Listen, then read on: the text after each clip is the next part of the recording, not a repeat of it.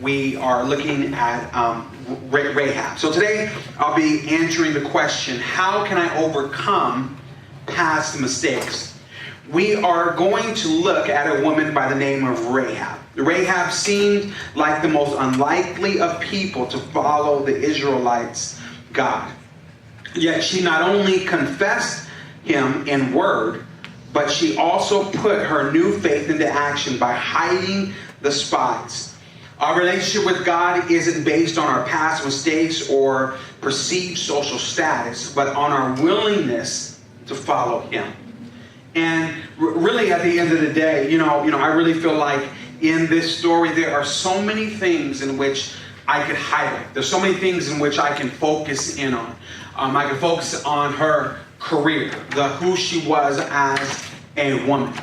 And many times as men and as women, as people who are just in life, many times we get so focused on our careers and we let that define who we are. We let it define us so much that we base who we are not based on, I believe, who God is calling us to be, but we actually begin to base our identity on what that label of that person or that thing should be doing. And so when we do that, what I believe that we do is we limit ourselves from the potential of what God wants to do in and through our lives. And not that our job isn't important, because many of us spend the majority of our time at our jobs.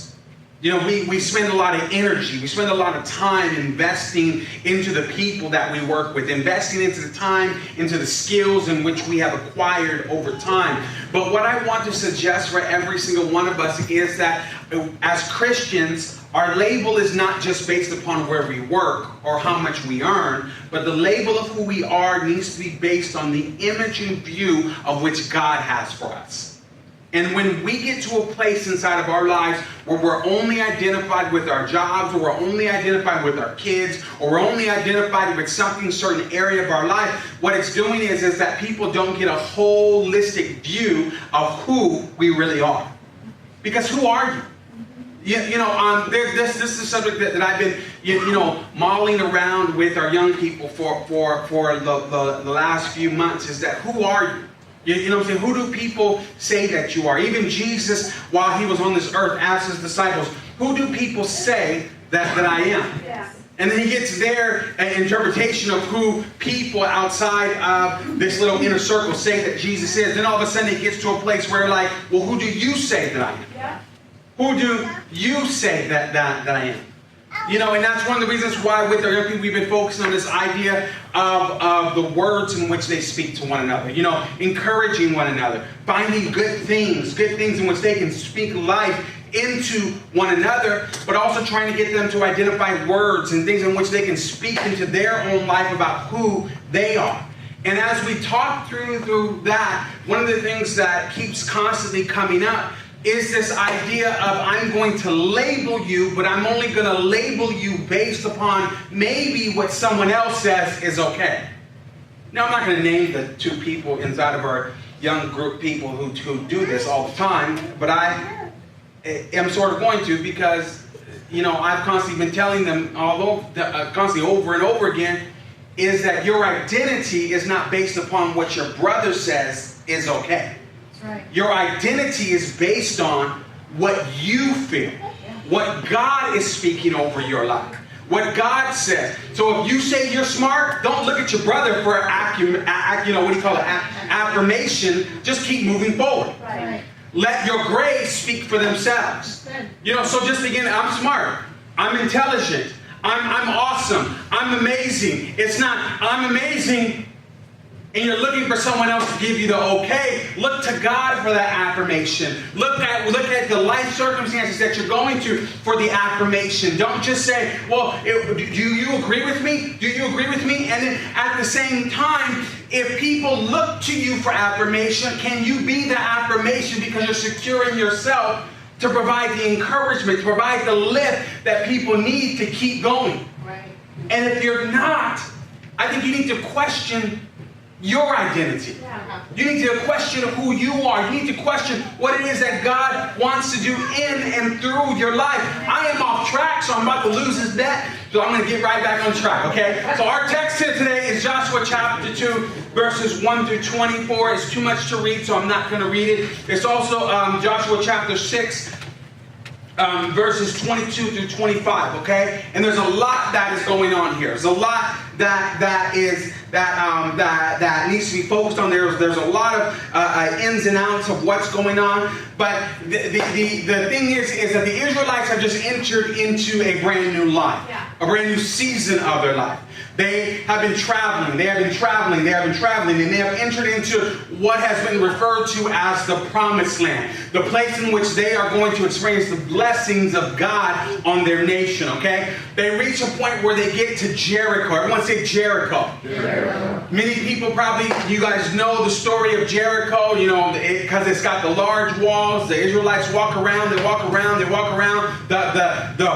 rocks, the walls crumble, and they're able to take the city, okay? They're able to take the city. But before they decided to do the walking, before they decided to do the praising, before they decided to do what God had asked them to do, what they decided to do was to send spies into Jericho. Everybody say spies.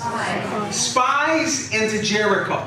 And when they sent these spies into Jericho, they were under the impression, or they were given the mission, or they were given the agenda was for them to go to the house of the prostitutes, to stay there. And not only would they stay there, but it would be kind of like a landing pad for them. It would be like a place in which they were able to spy out and figure out what is going on inside of the city. Now, I don't want to spend a lot of time here, but I'm going to spend just maybe like a minute. So I want you to put like a timer, tick, tick, tick, a minute on this, okay? It is this idea that what we have done as a society, or what we have done in the sense of our interpretation of this word prostitute, is that we have manipulated it to our own understanding. When I say prostitute, the thing that goes to our mind is, oh no, it's that place. Oh no, it's that particular thing. But theologians basically kind of tell us that the word that the Hebrews used is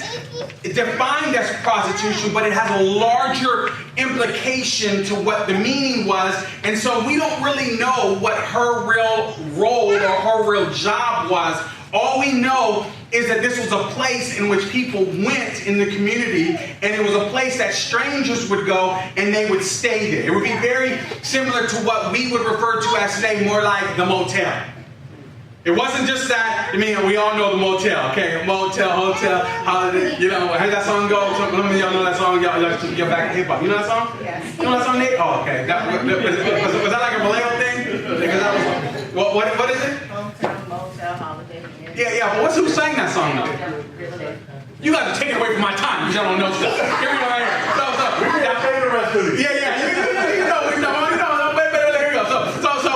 It was a song here, Nate. Local song. You know what I'm saying? I think it was like E40 or somebody. It was someone like that. Whatever. I just can't say focus, can I? Say, okay, here we go.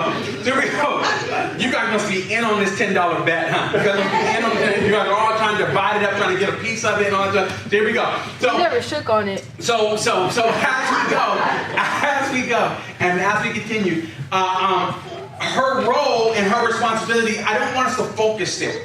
What I want us to focus is on, we have a woman who has made mistakes. And yes, her mistakes have led her down the path that she's at right now. But yet, she has seized a moment of opportunity in her life. And what she says is, in this moment of opportunity, I am going to not continue to do what I've done, but I'm going to forge a new path. I'm going to head my life in a brand new direction. And I think that when we think about it from that point of view, every single one of us can relate to this woman in the Bible, that all of us have been in a place where we have found ourselves with a brand new opportunity in front of us, a fork in a road, and we've got to make a decision to say, am I going to stay where I'm at, keeping on the path that I'm going, or am I going to trust in a God that I've heard can do really good things, who I've heard took over and and conquer 2 other nations. Who I've heard in this moment, will I be full of fear or will I be full of courage to keep moving? Amen. Will I be full of fear of what won't happen in my life or what could happen in my life?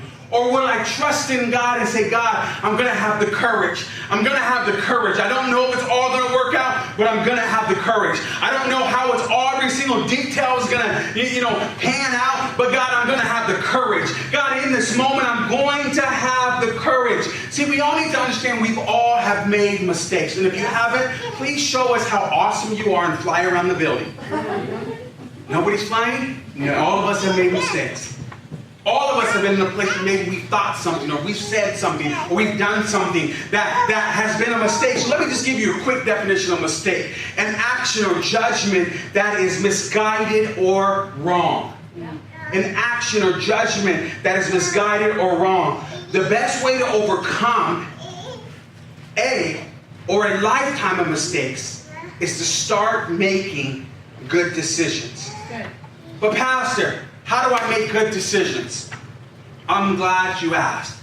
Because today, one of the things I'm going to give you are steps of the decision-making process. The first thing is that in order for you to make a good decision to overcome a mistake, you have to identify the decision. You have to identify the decision. You have to identify that there is a problem and a decision needs to be made. There is a problem right now. The problem in Rahab's time was that there was a nation that was walking through her land who had a God on their side that was powerful. And she was like, we're full of fear. We're full of anxiety. These people are worrying me. These people are drama. They are adding to the stress of my day-to-day activities. And she gets an opportunity to engage with these spies. And she goes, wait. This is an opportunity. That's right. The next thing that we need to do is we need to gather the information. She had gathered information. She had heard from people. She had talked to people maybe who had observed and seen the things that God has done. So she starts telling them about the miracles that God has done. God took you guys out of Egypt. God departed the Red Sea. She's gathering information about, and she's probably thinking to herself, what has my God done for me lately? Right. And some of y'all need to ask yourselves that and try to answer that question. What has your ways done for you lately? And some of you guys will look at it and be like, it hasn't really done anything for me. It hasn't really brought me the breakthrough that I want to see. It really hasn't brought me that grade that I want to get. It really hasn't brought me the house that I want. It hasn't brought me this. It hasn't brought me that. And so it's the moment where we decide, God, I'm going to make a change. The other thing is identify the alternatives. What are the alternatives in your life? What are the things that as you are moving forward, you've gathered the information. What are the alternatives? I can live here. I can live there. I can live here. I can do this. I can do that. A, B, C, D, gather them, gather them, gather them, gather them. And as you gather them and you identify them, what you begin to see is that that's not really that good of an option. Right. Well, that's not really that. You know what? I don't like that because I remind me of last time when I was in a similar situation like this, and I made a decision to seek after that, and I couldn't find it. I couldn't do it. I couldn't, So let's just remove that, and what you do is you narrow the field of options. Choose among the alternatives. Choose what's left. What is left in your life? Yeah. One of the things that when I graduated from Bible college, when I graduated from Bible college, this is one of the things that one of my good friends told me. He goes, watch, Teddy, what you'll see is that the moment you finish your master's degree, you will actually have to say no to things. You will actually get to a place where you have to say no to things.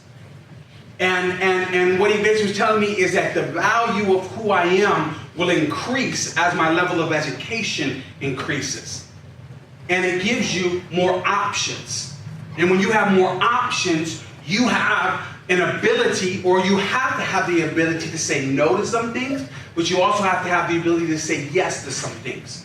Some people inside this room, you need to pursue more education. Why? Because it's going to give you more options. It's going to give you more alternatives. It's going to give you more room for God to work and to use you in a sphere of influence. Yes. You know, and you have to understand that it's not just about what you can see, but it's about what is to come. Right, and many of us cannot see what is to come unless some of us can. I mean, majority of us cannot see what's to come. Majority of us don't even know what's going to happen tomorrow inside of our lives. I don't know what's happening tomorrow. I don't know if I'm going to wake up. I know I'm going to wake up tomorrow, but I don't know what that day is going to completely look like. Now, I know I got to get my kids to school at a certain time. I know I got to pick them up at a certain time, and I know that varies in the time of when they get picked up, but I know I've got to be there for them. But I don't know what happens in the middle of the day. I don't know what happens at the end of the day. I don't know all the particulars. And because none of us knows all the particulars in life, what we've got to do is we've got to get to a place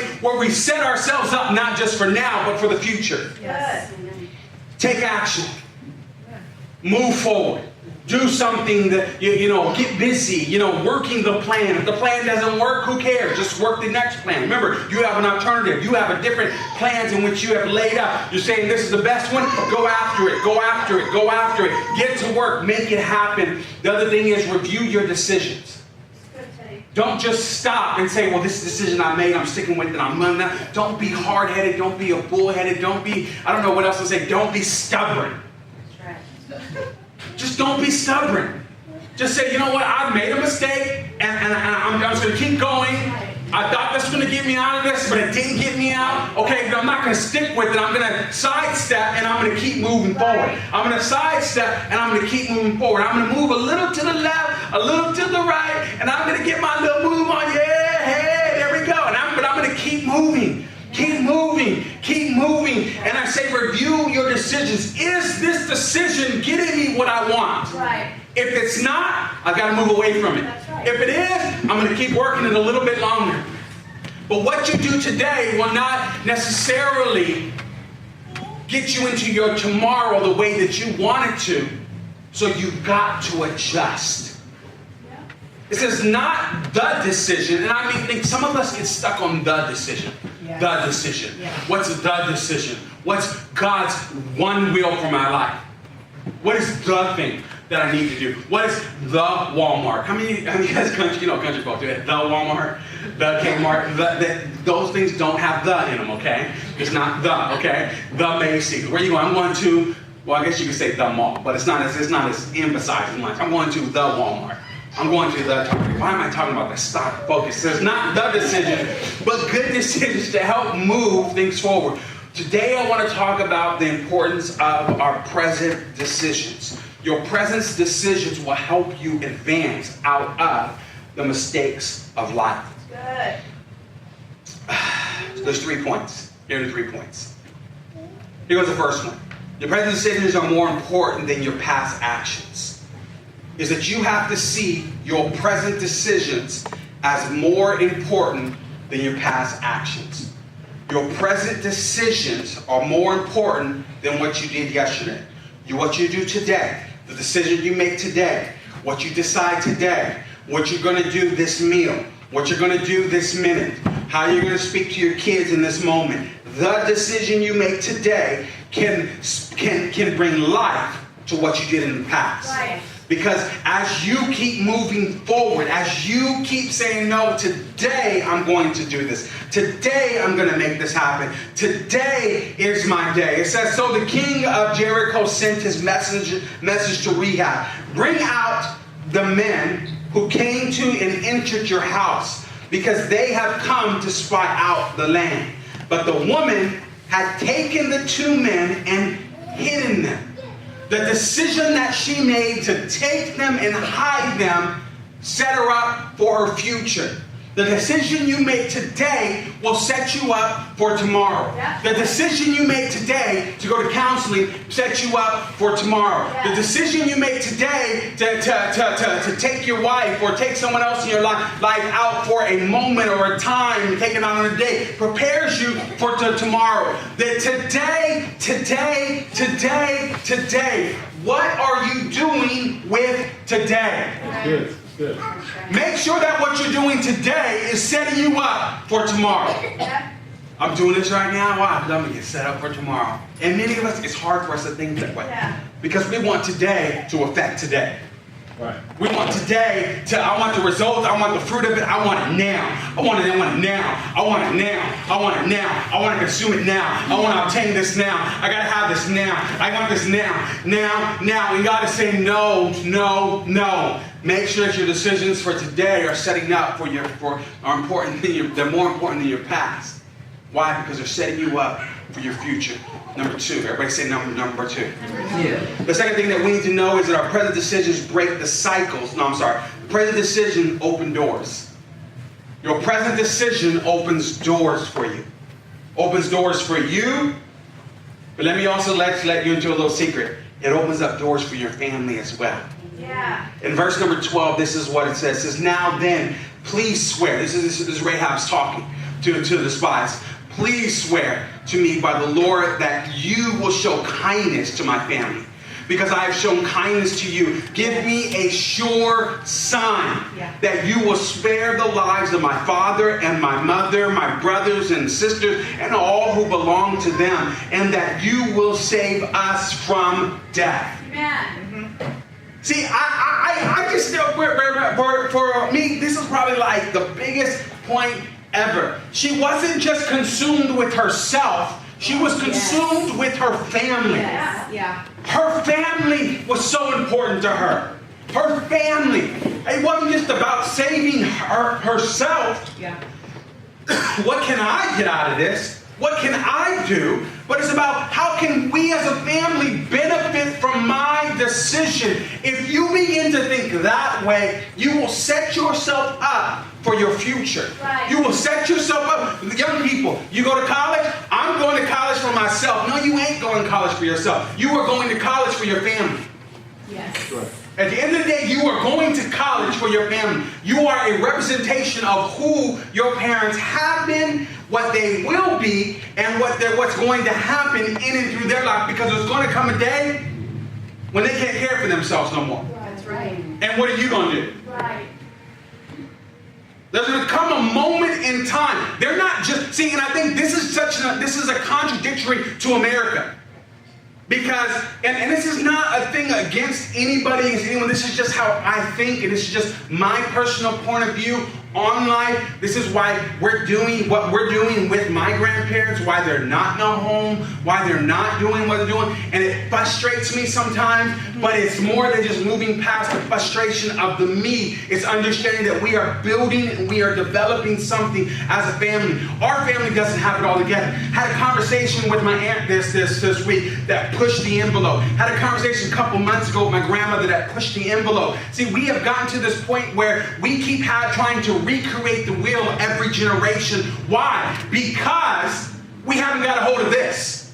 Because we haven't got a hold of the idea that we are building for generations to come. And as we build for generations to come, my alarm's going off. As we build for generations to come, what we're doing is we are seeing God advance the kingdom of God. Right. And as he is advancing the kingdom of God, it takes one generation to build off the next. That's right. It's not just me and that's it. It's not just me and that's it. It's about me building, it's about me building, it's about me building, it's about me building. And I'm about to end on time watch because, no, I didn't lose because my timer did go off, but I gave myself extra time. And here goes the last thing. It says, present decisions break the cycles of mistakes. Your present decisions breaks the cycle of sin. It breaks the cycle of things in your life. It begins to build confidence and it removes the shame. It builds confidence and it helps you to keep moving forward. What does the Bible tell us? It tells us that Rahab eventually ends up in the lineage of Jesus. That's right. Amen. The cycle of sin had been broken. Yeah. So here goes the question of the week. What are you doing today to set up your tomorrow? This week, make a decision that leads to the constant making of decisions to create momentum for real change. Let's pray.